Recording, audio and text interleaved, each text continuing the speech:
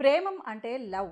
ప్రేమ అనేదే థీమ్ పాయింట్గా తెరకెక్కిన మలయాళ ప్రేమంకి అఫిషియల్ రీమేక్గా తెరకెక్కింది మన తెలుగు ప్రేమం. మూవీ స్టార్ట్ అయినప్పటి నుంచి రిలీజ్ వరకు ఎన్నో ట్రోల్స్ని ఎదుర్కొంటూ ఎట్టకేలకు ప్రేక్షకుల ముందుకొచ్చింది.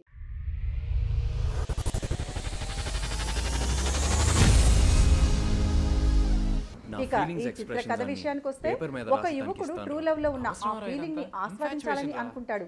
అలా అనుకుని స్కూల్లో ఒక అమ్మాయిని, కాలేజ్ డేస్ లో ఒక అమ్మాయిని, ఇక లైఫ్ లో సెటిల్ అయ్యాక ఒక అమ్మాయిని లవ్ చేస్తాడు.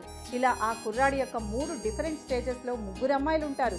ఆ 3 అమ్మాయిలు ఈ కుర్రాడి లైఫ్ తో ఎలా ముడిపడి ఉన్నారు, చివరకు ఎవరిని పెళ్లి చేసుకున్నాడు అనేది మిగిలిన కథ. ప్రపంచంలో ప్రతి ప్రేమ కథ మధురంగా ఉంటుంది. మనది మనకు మరీ అద్భుతంగా ఉంటుంది. క్లుప్తంగా చూస్తే ప్రేమ అనేది ప్రతి ఒక్కరి లైఫ్ లో ఉంటుంది. కాకపోతే అది ఒక్కో స్టేజ్ లో ఒక్కో అనుభూతిని వదిలి వెళ్తుంది అనేదే ఈ మూవీ థీమ్ లైన్.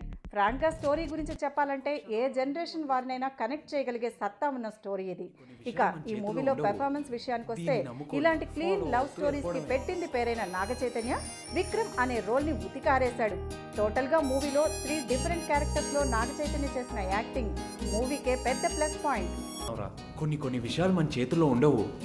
దీన్ని నమ్ముకొని ఫాలో అవుతూ వెళ్ళిపోవడమే. ఇక తన కెరీర్ లో ఎప్పుడూ కనిపించినంత లక్షణంగా సితార అనే రోల్లో ఇమిడిపోయింది శృతి హాసన్. ఆల్రెడీ ఒరిజినల్ ప్రేమంలో నటించిన అనుపమ పరమేశ్వరన్, మడోన్నా తమ క్యారెక్టర్స్ లో బానే చేశారు. అనుపమ తన సొంత డబ్బింగ్ తో ఆ క్యారెక్టర్ కి ప్రాణం పోసింది. మడోన్నా గురించి ప్రత్యేకంగా చెప్పుకుంటే తెలుగులో ఈ మలయాళ బ్యూటీ బానే సెటిల్ అవుతుందని చెప్పొచ్చు.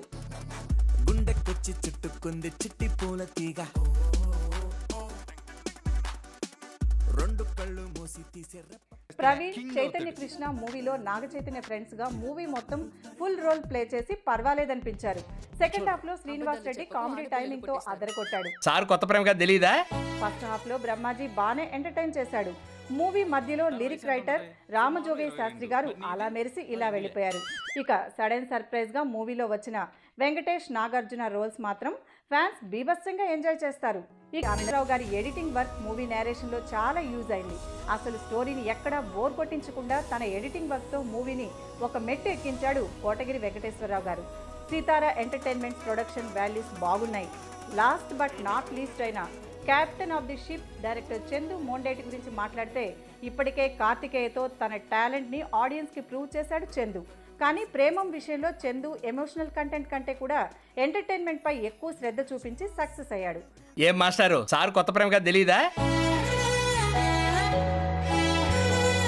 తన వయసు ఎంత ఉంటది? సుమారు 22. మరి నీది ఎందులే? మలయాళ ప్రేమంతో పోలిస్తే ఇక్కడ మన నేటివిటీకి తగ్గట్టు చాలా చేంజెస్ చేశారు మూవీలో. ఇక ఈ మూవీలోని ప్లస్ పాయింట్స్ని చూస్తే Naga Chaitanya music, dialogues, first half, last 30 minutes, Venkatesh ఇంకా Nagarjuna special appearance. Minus points విషయానికి వస్తే సెకండ్ హాఫ్లో ఒక 10 మినిట్స్ అంతే. ఓవరాల్గా చూస్తే ఈ మూవీ మీద వచ్చిన ట్రోల్స్ అన్నింటినీ హిట్ టాక్తో బ్రేక్ చేస్తూ మన తెలుగు ఆడియన్స్కి ప్రేమం ఒక మంచి మధురమైన మూవీగా నిలిచిపోతుంది. మూవీ చివరగా నా జాతకంలో ఎస్ అనే లెటర్తో స్టార్ట్ అయ్యే నేమ్ ఉన్న అమ్మాయే నా వైఫ్ అవుతుంది అనే నాగ చైతన్య డైలాగ్తో ఎండ్ అవుతుంది. కసరత్తులు చేస్తూ వెనకే వస్తున్నానే, చలిమత్తుల సైగలు గుండెను దోచేసాయే.